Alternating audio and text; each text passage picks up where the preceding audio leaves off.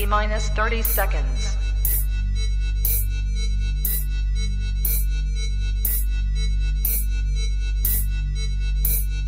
T minus 20 seconds.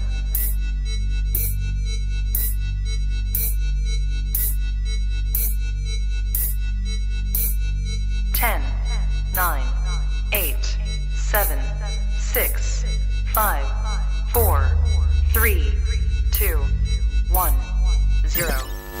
Own it, own it, own it, Kong. I own it. It did. Women's Wrestling Talk, the #1 women's wrestling show on the planet.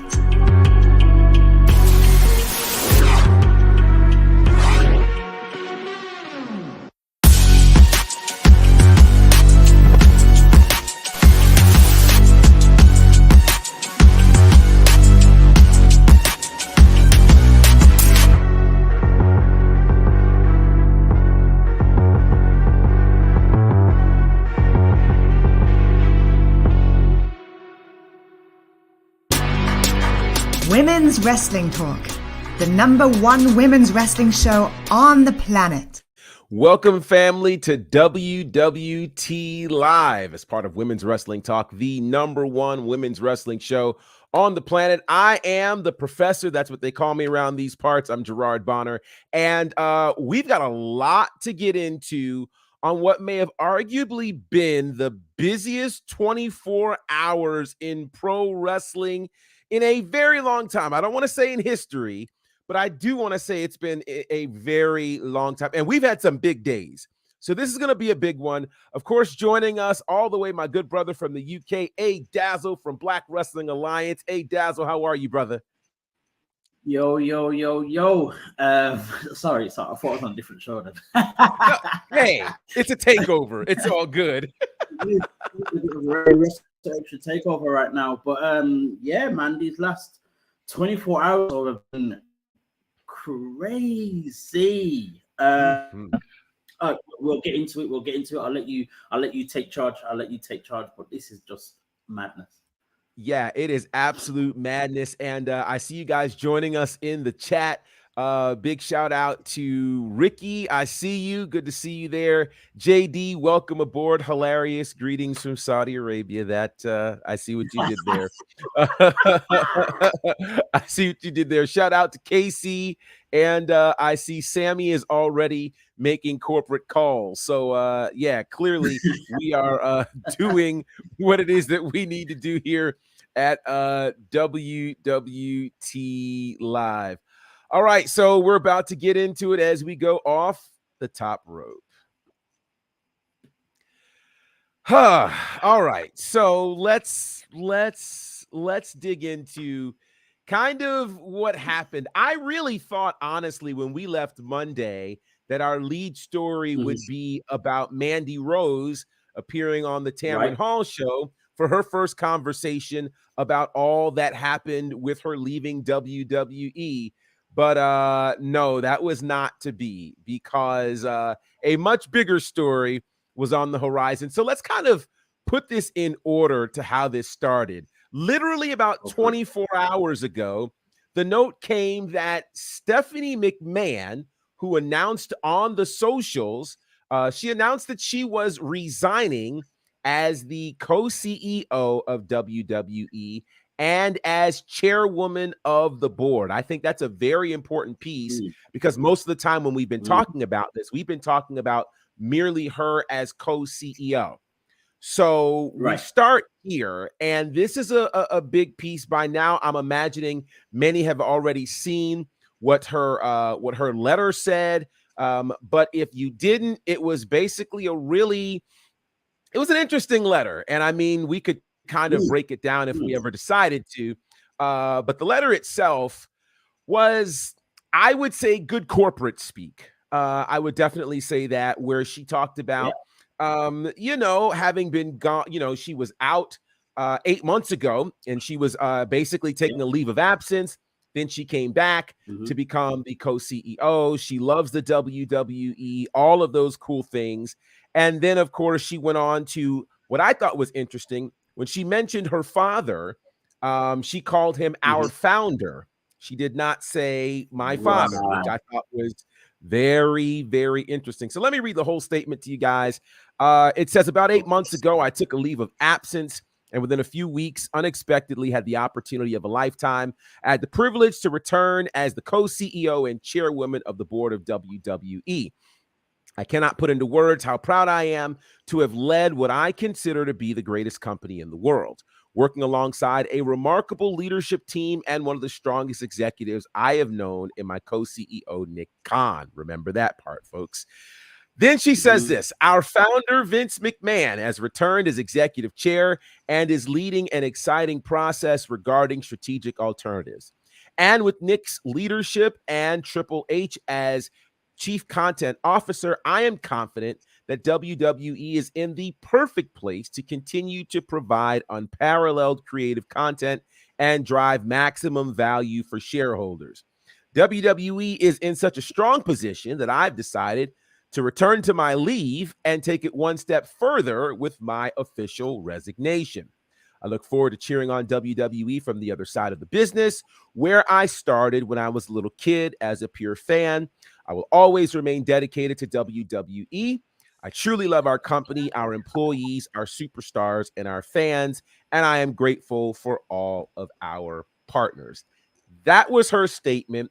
And with that one tweet, that one post on Instagram, it really started a snowball effect of many things that would happen. And literally, it was 24 hours ago when that piece of news dropped. Then, following that, there was this interesting piece of news that one Vincent Kennedy McMahon had been, get this, unanimously elected as the executive chairman of the board of directors.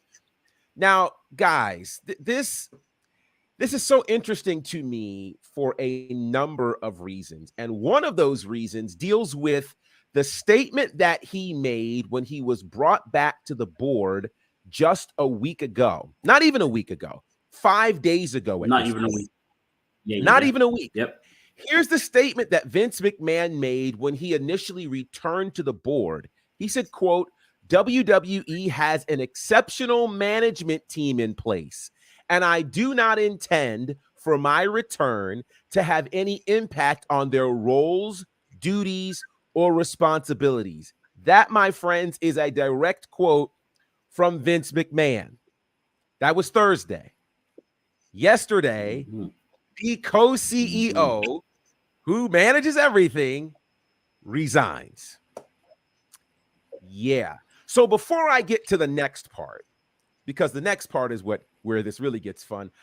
Hey, Dazzle, I got to ask you, man, when you heard this bombshell news, it was a 1-2 punch, Steph resigning, Vince as the new board of director, chairman of the board. What did you think, man? So I woke up to this news. So when this news dropped, right. I was probably right. Netflix, about to drop to sleep, all the rest of it. I've woken up and scrolling through the feed as you do, and then I see this about Stephanie, and I'm like, what? And the interesting for me was, yes, you're talking about a leave of absence. So I was expecting the rest of it to then go into, I'm taking another leave of absence. When I saw the word resignation, that's when I felt we've got a problem.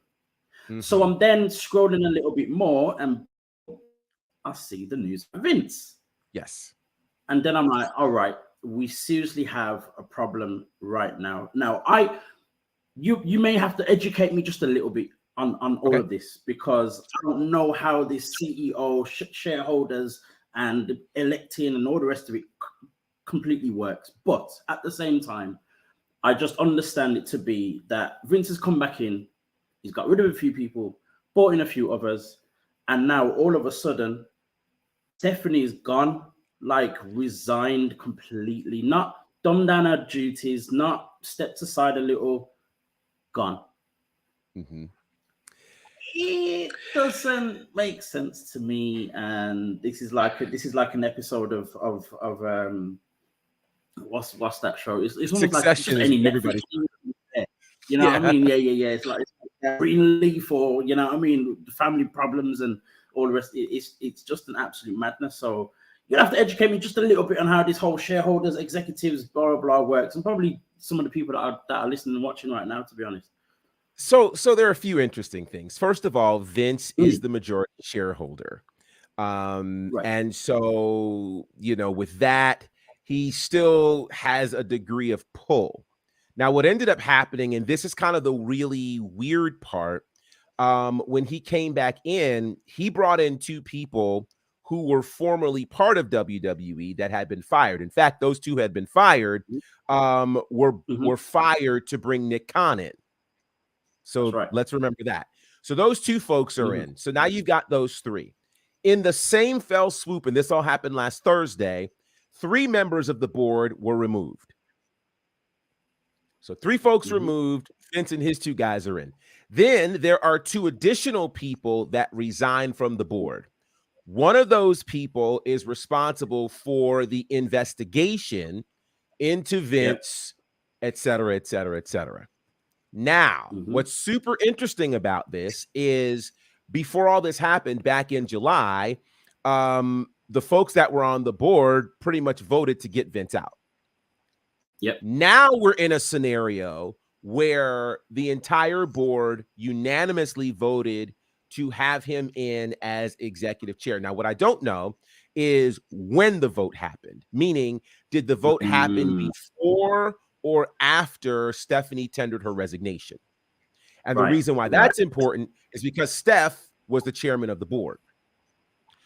So now the other thing that's interesting to me, and we're going to bring somebody else on in a second, the other thing that's interesting to me about this is who's on the board.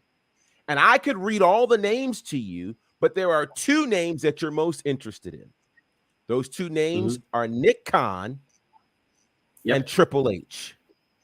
So what's interesting to me is both Nick Khan, if we're going by definition, if it was a unanimous vote, that means Nick Khan and Triple H both voted for Vince to become executive chair of the board. Now, there could be a couple of reasons behind that, and we can get into that, though. But right now, I want to add the good brother Blue Magic Grind. Blue is here, the master of all things For Your Wear. Blue, can you hear us? Y'all can hear you perfectly fine. Can you hear me? I certainly can. How are you, sir? Doing all right. How you guys doing? We are good. We are good. So we're bringing you in, of course, on the discussion of the day. It's what everybody is talking about at this particular point. Man, when you heard the news specifically about Stephanie resigning 24 hours ago, followed up with Vince as the new executive chairman of the board, what were your thoughts? I actually seen that in reverse. I seen Vince. Oh, you saw it the other way. Yeah, I seen Vince being elected, and then like a minute later, it said Stephanie resigned. I don't know what was the order. Okay. I didn't get a chance to see that part, but to me, it just screamed like this is not okay. Like from the moment that Vince came back into not back into power, but came back into the scene last Friday. It just seems like everything's just been a little bit wacky because it went from head back, and then 2, like you said, steps down, and then reportedly that Steph had a meeting with talent, telling them like, "Hey, everything's okay."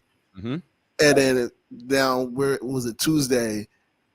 Hey, Vince is back in power, is sitting in the chair again, and Steph is out. Like, it was just a lot happening in the matter of those like the couple of days, and it's just very interesting to see how this is going down. I was talking to one of my friends. I haven't done much research into it, but he was saying that on the money side, in terms of like Wall Street and them, the reason they said that this worked out, the reason why Vince was able to sneak his way back in is because I guess the board was thinking about doing a sell, and somehow Vince put a clause in there that nobody realized that the moment they speak about a sell, that he was allowed back in because they can't sell without him. So that's how he kind of snuck back in. I've kind of heard about that clause because that's the other thing. And I think, and this is kind of where I really want to make sure we are clear to folks, because there's just been so much news that's out there. Too much. The whole reason that Vince is allegedly back is around 2 things. For one, we are nearing the super important point around the media rights negotiations. Right. So if you remember, it was 2019 when, WWE struck the huge deal with Fox and then with NBC Universal. The Fox deal got them $1 billion for 5 years for SmackDown. The deal with NBC and USA was for $265 million a year for Monday Night Raw.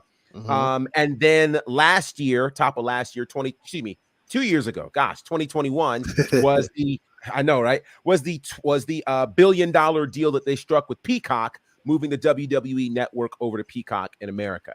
Right. So with that said, we are now at the point where WWE would be ready to renegotiate these media rights deals. So now Vince is coming in, and I did hear that part of that clause was that Vince had to be the one to help in charge of negotiating all of this.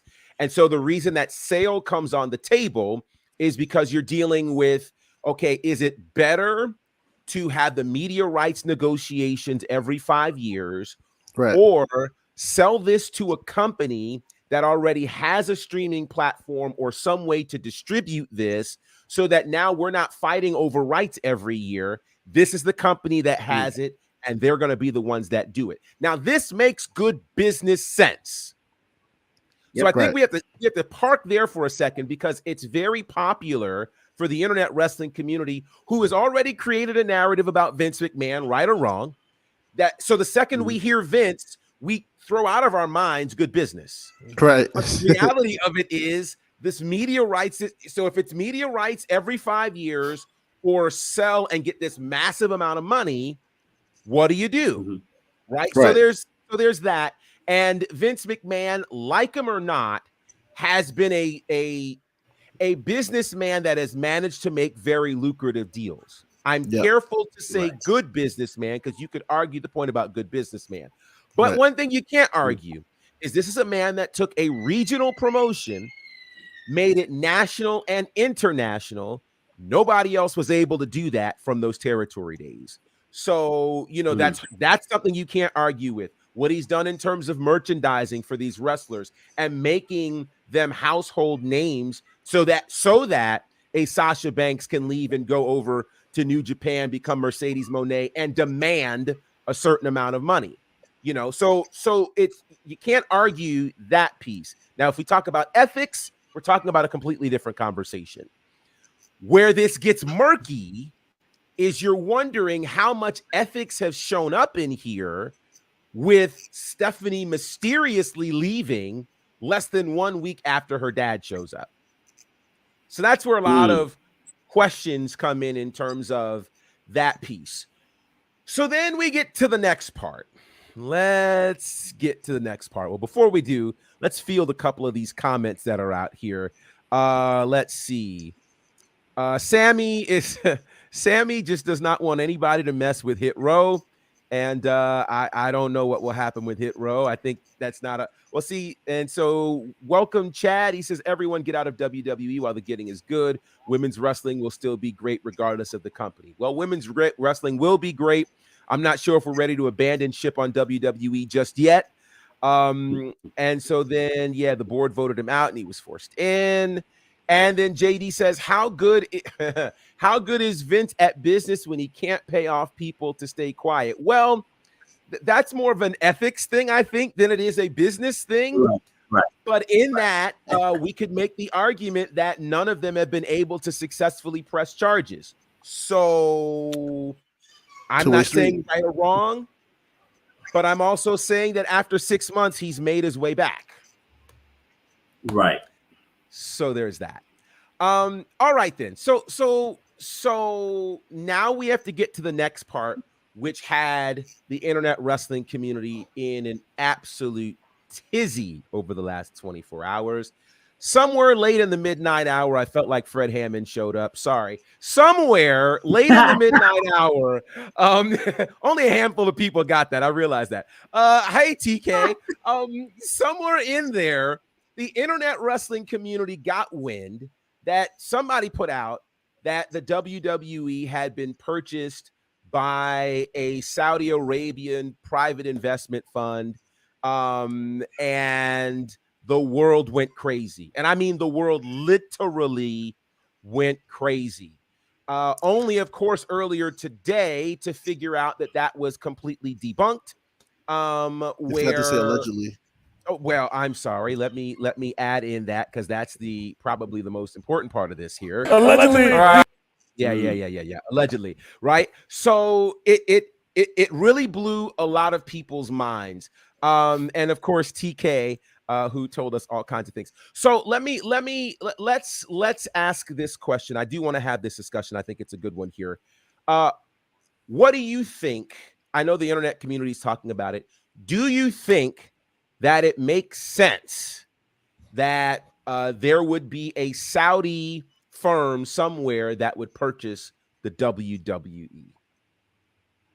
I'm going to jump in real quick with that one because the interesting thing is, obviously, we know that there's been a working relationship with Saudi and WWE the last few years and all the rest of it. The first thing I thought when I saw that news or that rumor was that, you know, the WrestleMania 40 is happening in Abu Dhabi.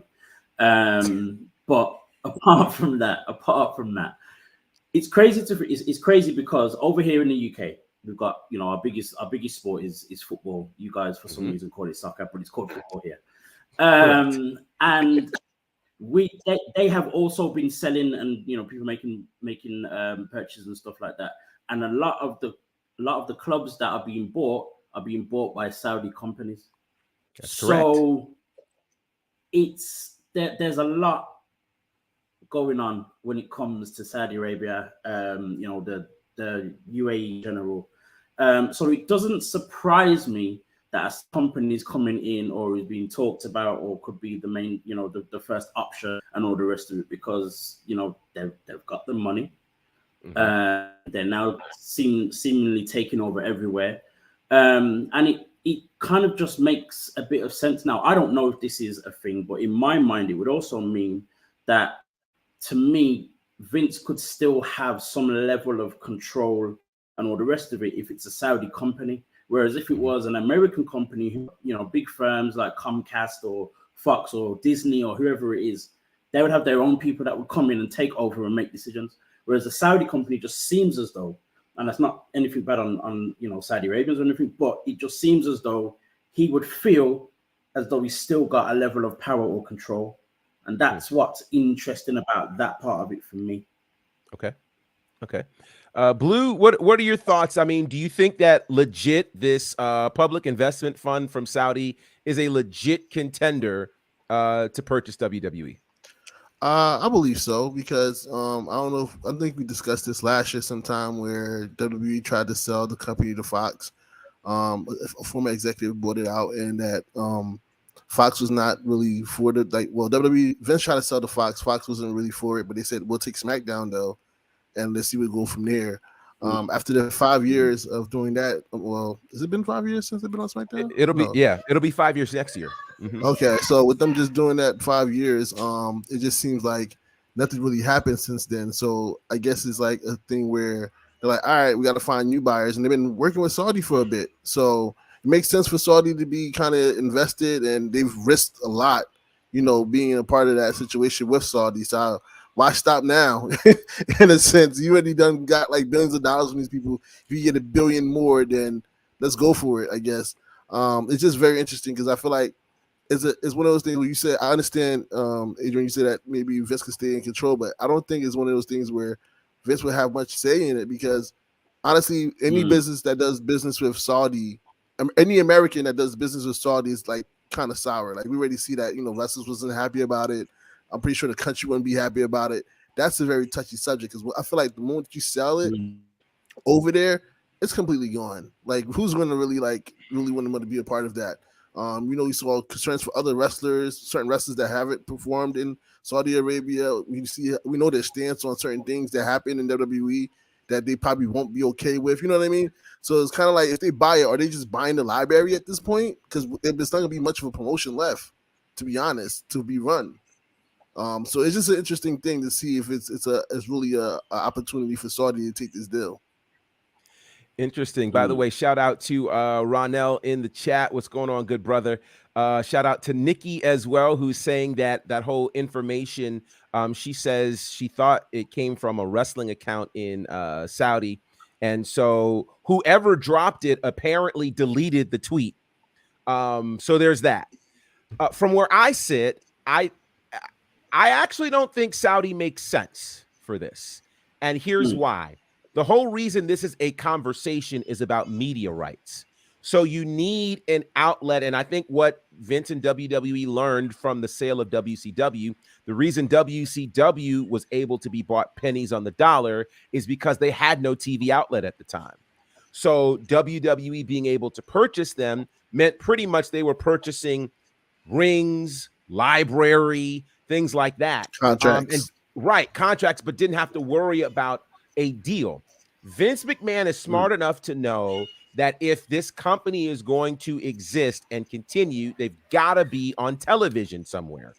And so with that said, I don't know that Saudi necessarily has a foothold here in the States with any sort of major television conglomerate that would provide a media outlet for the WWE. So that to me is what takes them off the table, because this is a media rights conversation, which ultimately leads to sale. So I don't know. Plus all of the things that you guys have mentioned as well, in terms of, you know, the human rights issues, et cetera, et cetera.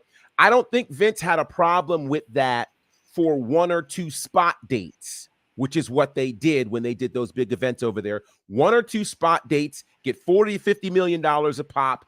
It's no big deal. To take the whole thing over there, I don't know that there's a lot of wisdom in that, but you know, we'll see obviously when time comes. So where things stand as of right now, the whole Saudi Arabia thing has been debunked. Folks from WWE have completely said that claim was false. We don't know where they are with a sale with anybody right now. I'm about to say, even if it was true, you think they're going to say it's true?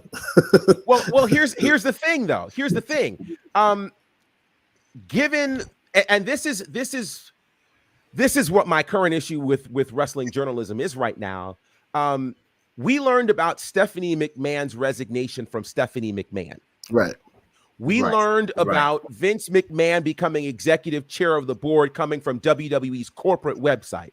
Right.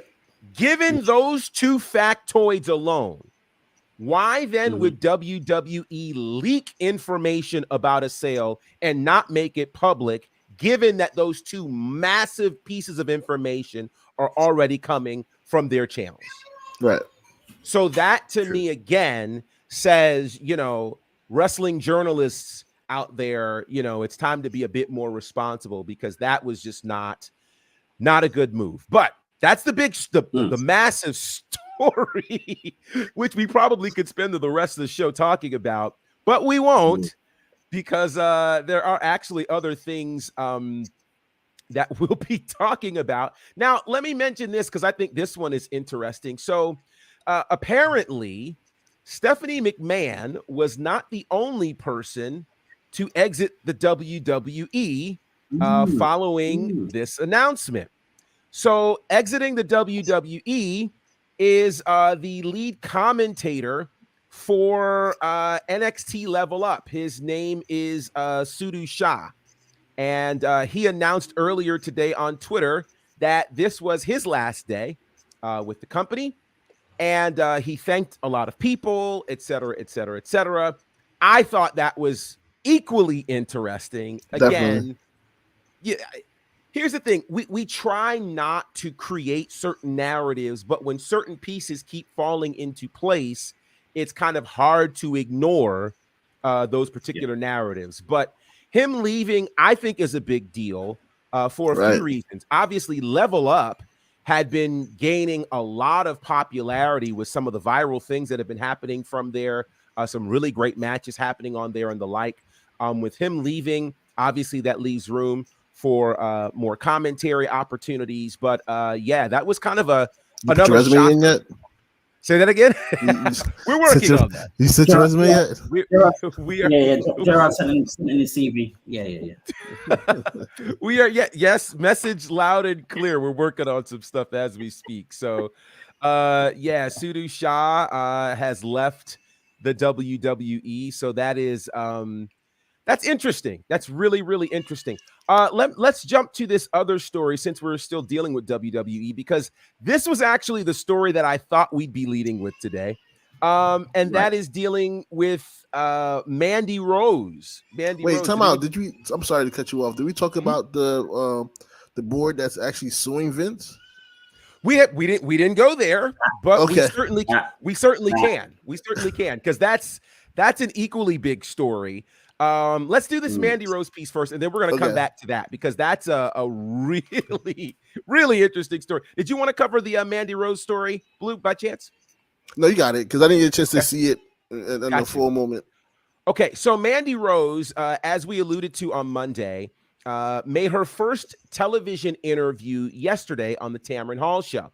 And this was her first time. Yeah, it happened yesterday. It was her first time talking about leaving the WWE. And so on there, she had said that she was very hurt and very disappointed by her release, but she's incredibly grateful and blessed for everything that happened to her. So this is interesting.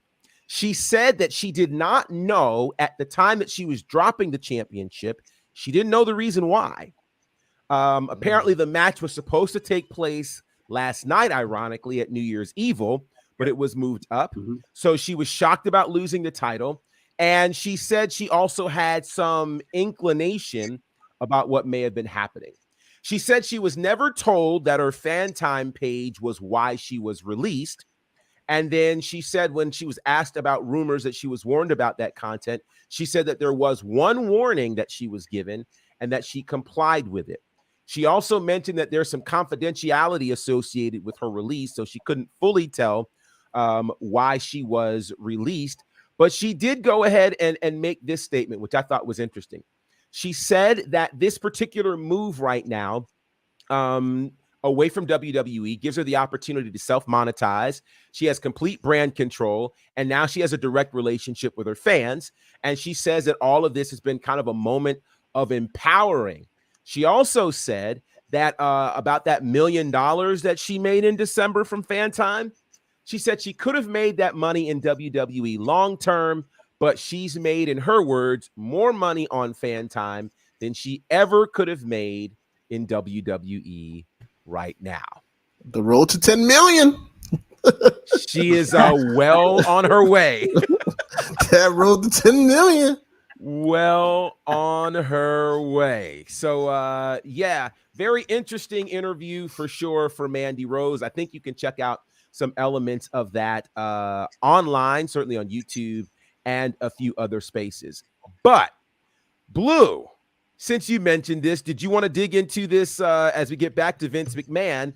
There's a lawsuit right now that's happening from one of the shareholders. Go ahead and talk about this, sir. So let me go ahead and pull up this Bloomberg news so you know it's official. Right. Bloomberg law.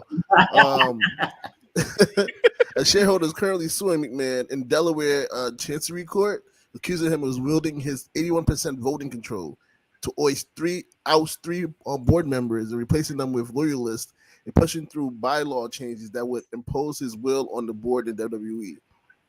A spokesperson for McMahon and WWE didn't want to immediately respond to the comments. And the dispute comes about 6 months after, Vince stepped down and they voted him out. And that's what I wanted to mention earlier. And so this is why the lawsuit is happening, because the class action is actually a class action suit situation. And the reason why I wanted to wait for this is because it kind of makes sense now, because if you think about the timeline, and we talked about this in our chat, is when in December they announced that they voted unanimously to leave Vince out of it. And it was, and a week later, Vince forces his way through somehow. You know what I mean? And then as soon as that happened, he brings on two people with him that he knows will vote in his favor. And they oist out three people. I don't know how they vote, how they choose the three people that's going to get replaced.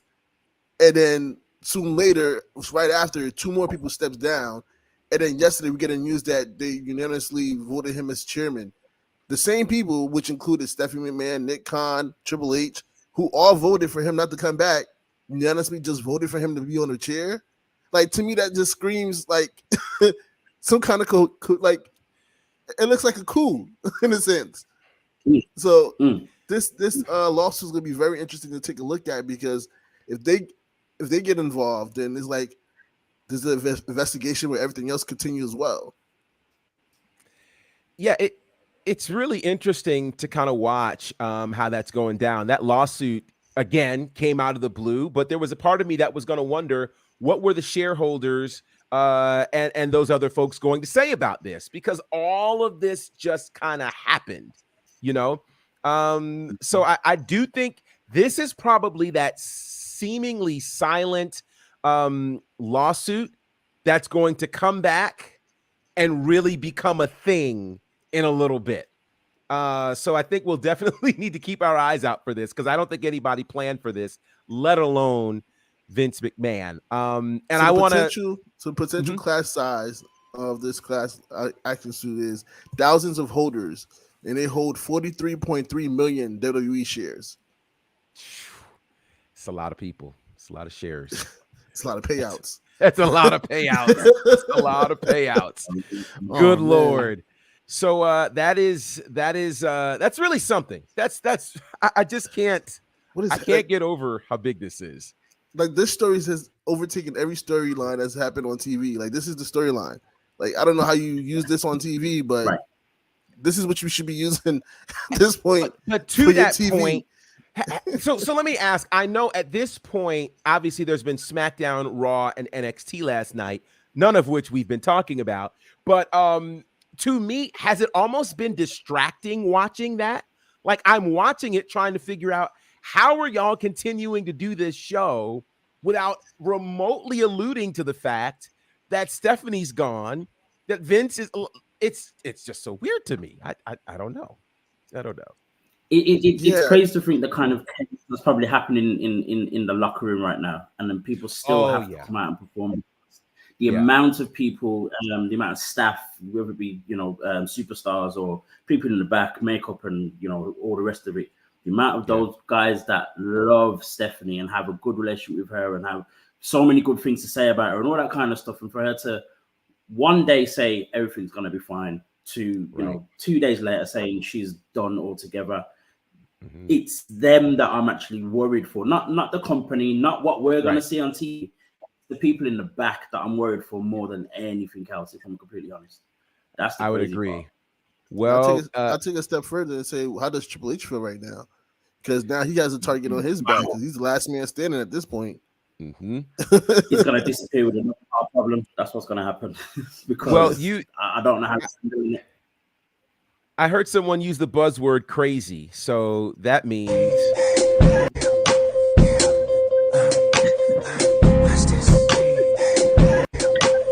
yeah, ladies and gentlemen, it's Kane. I think it's Kane. He's gone to the full black screen. There he is. His entrance music. He is obviously en route to do some WWT work. How are you, Kane? I just left the bank. Pulled your Is shares? that good? Yeah, I just left the bank. Yeah. I was trying to get a loan to buy WWE.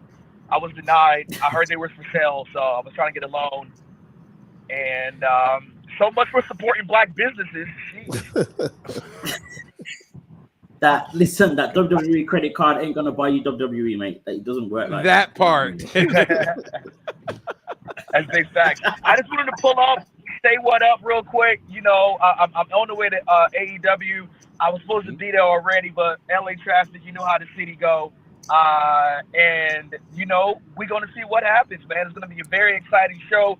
Will this be worth it? Will this be priceless, or will this be worth Monet? Will we see the return of? And nobody's talking about this. The new Mercedes Monet tonight. So, you know what I mean. Well, money talks, Blue. So we're gonna talk Monet. Yeah, but right now it's like this could be like the craziest 72 hours that could ever happen. and you're right, because, come Sunday or Monday, everybody was talking, okay, is Mercedes Moné going to still somehow show up at AEW? We know that they've already announced the tag partner, the mystery partner, as Tony Storm. And so there are people holding out for this, but people have literally forgotten that this is even an issue right now. Right. Yeah. Yeah, So I it will mean, be a surprise if like she LA shows up. Traffic, will there be a swerve? You know what I mean? Will there be a swerve? We're not talking about Strickland, in which Mercedes will come out, man. We're going to see. So it's going to be a very exciting time. This AEW, Dynamite, and Rampage, I know it's 2 weeks into 2023, but this is going to be one of the most important shows of this year for AEW. This show will set the tone for what AEW does for the rest of the year, I believe. I agree with you. Big show coming from LA tonight. So I think it's going to be exciting for sure. I think they're obviously going to try to pack a lot in there. And I think in light of all that's going on with WWE right now is the perfect time for AEW to hit a home run. You know, it's crazy. She hasn't posted nothing on her Instagram all day. You said she hasn't posted anything on Instagram? All day. I mean, listen. Come for the wrestling for AEW Dynamite tonight. Stay for the Max Caster concert. You know what I mean? This is That's what we wait for. His rap is going to be priceless tonight. Oh, geez, yeah. It's going to be priceless. I'm pretty sure of that. Yes. Let's see. Sammy says Sammy doesn't think that Mercedes is coming. Sammy thinks Alicia Fox will be debuting as she was spotted around the venue. I would hope to God that they don't give us Alicia Fox in space of Mercedes Moné. Yeah, I would just say, the crowd would not be happy.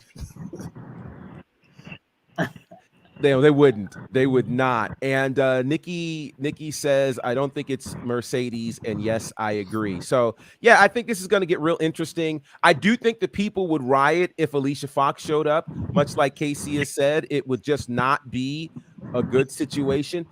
Personally, I think they just need to stay clear of, if Mercedes is nowhere near, don't even give us an indicator that it might be her.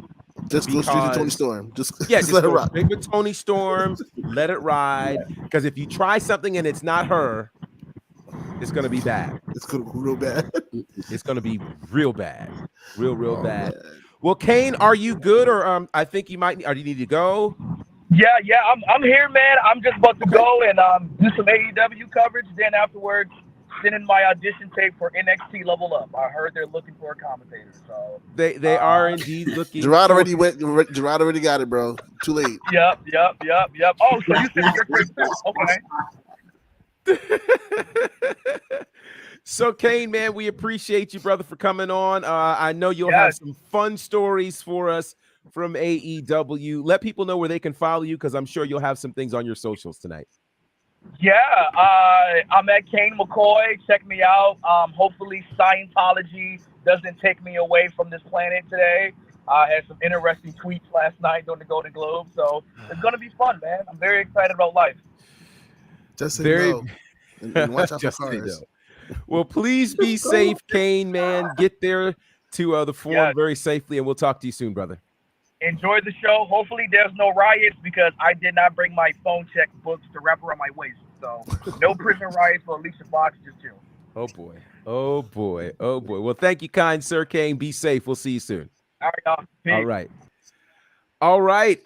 Man, the show continues to be crazy. We actually have some other news that's seemingly on a lighter note. There's actually some other stuff that's gone on, believe it or not. Really? Including an engagement. A real life engagement has happened. Congratulations to Ricochet, who is officially engaged. He has popped the question to SmackDown announcer Samantha Irvin. For those who did not know, obviously they were dating, and it's been public knowledge, but it certainly was public knowledge on the Christmas episode of SmackDown when Braun Strowman put the mistletoe over them. She kissed King Ricochet, and he just obviously came to be a whole new man, like He-Man and the Power of Grayskull. So, like Popeye. Yeah, that's another one too. So congratulations to them. Certainly, we wish them absolutely nothing but the best. Good stuff there. Let's see. Next up, the Nature Boy Ric Flair. Yeah, I would have put him in the box, but he keeps coming out of the box. Ric Flair, of course, has a documentary right now on the WWE network where the network on Peacock, that is. Okay. So yeah, so the network on Peacock, he's on there, and it's an interesting documentary. We have not talked about it. Maybe we will at some point, but that's not even the piece of news. The piece of news is apparently he wants to get back in the ring. I know nobody's really surprised by that. Nobody is really, really surprised by that. But on his podcast this week, he says, quote, "I'm begging to return to the ring." He said, "I've told 100 people, how do I forget to drink water all day long?" Apparently, when he passed out, he was saying he was dehydrated, and that's what happened. But he wants to wrestle again. He's 73 years old, and yeah, whoever put him in the ring is irresponsible and don't care about that man. Because at this point, no man, just sit down, please. You had like 4 or 5 retirement matches. You got to follow through on somebody. Like you gotta follow up on one of these. You had like at least 4 or 5 of them. Well, he did tell us that he would never retire. And is he trying to match his title reigns? He might be. Who knows? And Casey, who asked for another Ric Flair match? I think Ric Flair asked for another Ric Flair match. I think that's exactly. No one else would. Let me just say this. Let me just say this in the vein of Ric Flair. To be the man, you've got to know when to stop. Right. Well said. Well said. Even Undertaker knew, all right, this got to be it right here. But it took Undertaker a while, though. Right, it did. That's what I'm saying. You got to take the tape from Undertaker. Undertaker took a while, too, but he stopped before you did. You started first. Yeah. Well, here's the good question. Here's the question from JD. JD says, how can you be Ric Flair and not be content with your career and feel the need to continue? It's interesting. I think TK talked about this before when she said, kind of this whole once an athlete, always an athlete, and he feels like he can just keep going, which I mean, I guess that is a thing. I won't say that it's not, but I do think you have to be in touch enough with your body to know what your body has the ability to do. And yeah, I'll tell you again, I go back to that match, and that match back in July was very sad. It was just very, very sad. I mean, the man tried to fake a heart attack. The man literally passed out and forgot half the match, And here's my thing. If you don't remember to drink water and you're saying you're dehydrated, if you can't remember that basic thing, you don't need to be wrestling, sir. You got bigger issues than that. Once an athlete, hit the ropes on your own, buy a ring, put it in your condo, wherever you're still living at. Hit the ropes a few times. Teach your kids, your grandkids, or whoever how to do some moves. Live vicariously through them. Please, just leave the ring alone. I agree. You get no argument from me at all because, quite frankly, it's dangerous. I mean, it's really at a point where it's dangerous. All right, very quickly, we're going to hop into some vintage wrestling facts for this day because some pretty interesting things happened today. Let's go all the way back to 1991. On this particular day in 1991, Ric Flair defeats Sting. There we go, Ric Flair again. When he was closer to his prime, he defeated Sting to become the NWA World Heavyweight Champion. Now, this match happened in East Rutherford, New Jersey, in a place called the Meadowlands, which certainly was a massive deal back then in terms of housing pro wrestling. It was interesting because as he won the NWA World Championship, it would then morph and transition into the WCW World Championship, making him the first ever WCW World Champion. He would hold on to that title until July when he left WWE left WCW and made his way over for the first time to WWE. So shout out to go ahead. You know what's crazy? I was thinking about that time when he went to WWE, WWF at the time, and he showed up on camera with the big gold belt, and they had to blur That's it right. out. Yeah. When he was like introducing, I think it was Undertaker or something like that, and he was saying that I'm the real world champion, and this is like this belt that you could not see. I'm like, what is this? Right. And What is this part he of the carrying? reason behind that is, they being WCW wanted him to leave the belt, but he had paid money, to be able to have the belt. And he's like, no, I'm not giving it back. So he brought the belt with him to WWE, and then there were lawsuits, and that's why they ended up having to blur the belt out. And then there was a point, most people don't really know this, there was a point where he ultimately sent the belt back, but he still had a belt and they were blurring it. So they took a tag belt from WWE and used it as his world championship and attempted to blur it up. Yeah, it was pretty crazy. It was pretty crazy, the things that they did in WWE. Now that happened, but this was kind of a big deal. This happened 30 years ago today, the inaugural episode of Monday Night Raw. 30 years ago today, it happened at the Hammerstein Ballroom in Manhattan. The very first match on Monday Night Raw was Yokozuna defeating Koko Beware. What you see in front of you now was another match that happened that night. Shawn Michaels, who was the Intercontinental Champion, successfully defended against Max Moon.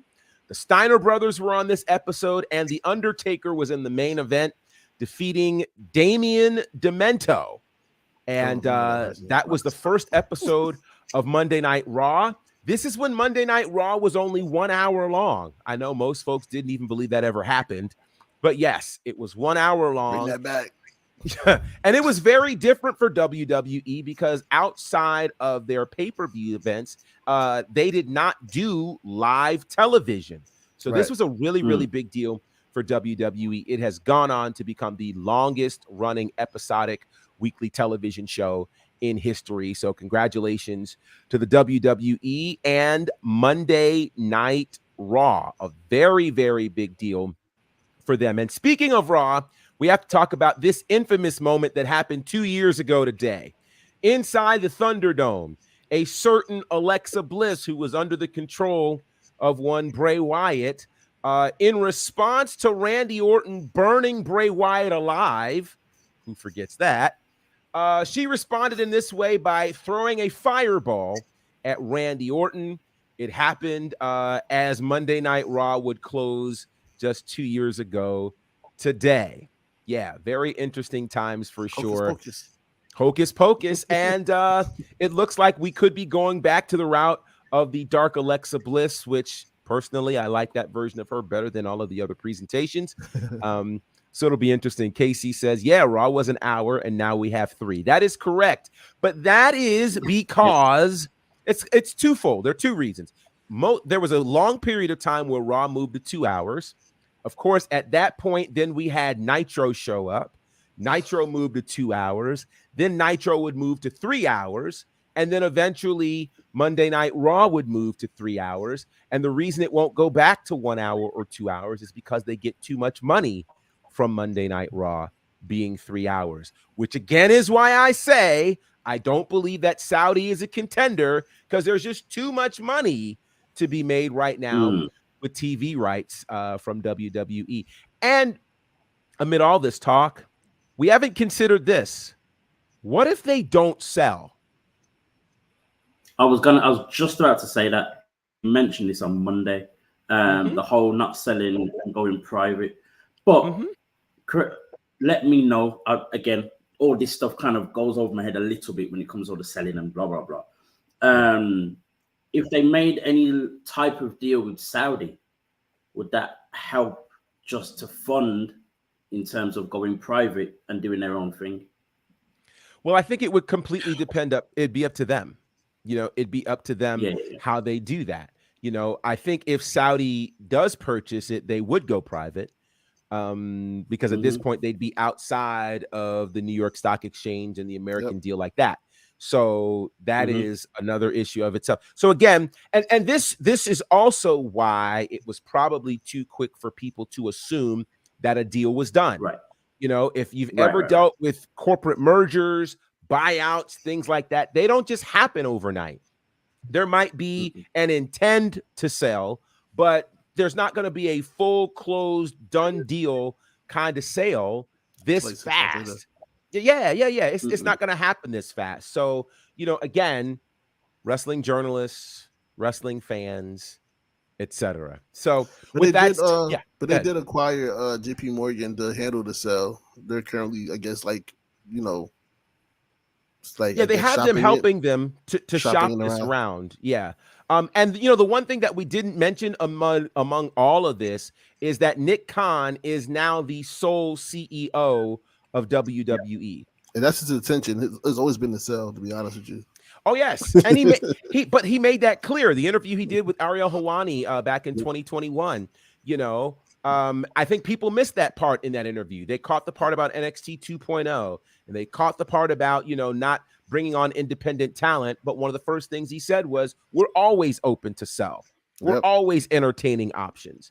And so, one could argue this may have been a plan that had been in the works a lot longer than we may have thought. All right, well, it's nearing the top of the hour, and we've got to go because there's another show coming here on the WWT network. So we want to make sure you guys check that out. But let's find out how the good people can reach all of you guys. Blue, how can they reach you, sir?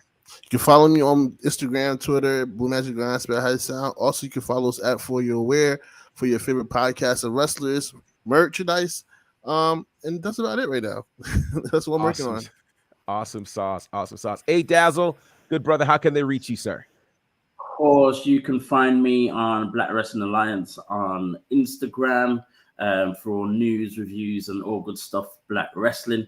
You can find me every now and again on Twitter, BWA Dazzle. And of course, you can also find me on Wrestle Extra on the WrestleMania UK YouTube channel every single Tuesday. And I'll give you this exclusive. We've made an addition to the squad, a man that comes in every now and again, once a month. But now it's going to be every single week.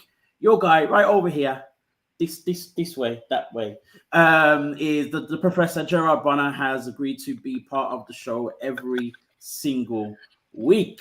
We'll make the announcement soon. Yeah. That's going to be fun. I'm looking forward to that. So that's going to be a whole lot of fun. Of course, you guys can catch me, all things Bonnerfied, across the socials. This Sunday night, Battle Slam Dream is taking place. Really excited about that. So we'll be there to call the action for that. And then a week from this Friday is the first annual Georgia Wrestling History Awards in Gala, which is exciting. I am up for Commentator of the Year. So that should be fun. I'll keep you guys posted on how all of that is going. Thankfully, we've won the last 2 years. Maybe it'll be a three-peat. We hope so. We'll keep you three time. We'll keep you posted on that. Of course, you can follow us here at Women's Wrestling Talk, WW Talk Pod, across all the socials. Make sure you're checking out the website as well, www.talkpod.com. Really great articles that are there. You can find the whole schedule of all of our shows and the like. And there's some really cool things coming for the website, so make sure you are checking that out. So on behalf of TK Trinidad, before I say that, shout out to everybody who came through in the chat, Nikki and Ronell and JD and Casey and TK was here and Sammy was here, and lots of folks were in here, Chad and Ricky, and everybody was here. Thank you guys for rolling with us. So again, on behalf of TK Trinidad, the entire crew, thank you for joining us here at WWT Live. This is Women's Wrestling Talk, the #1 women's wrestling show on the planet. Ciao. Women's Wrestling Talk, the #1 women's wrestling show on the planet.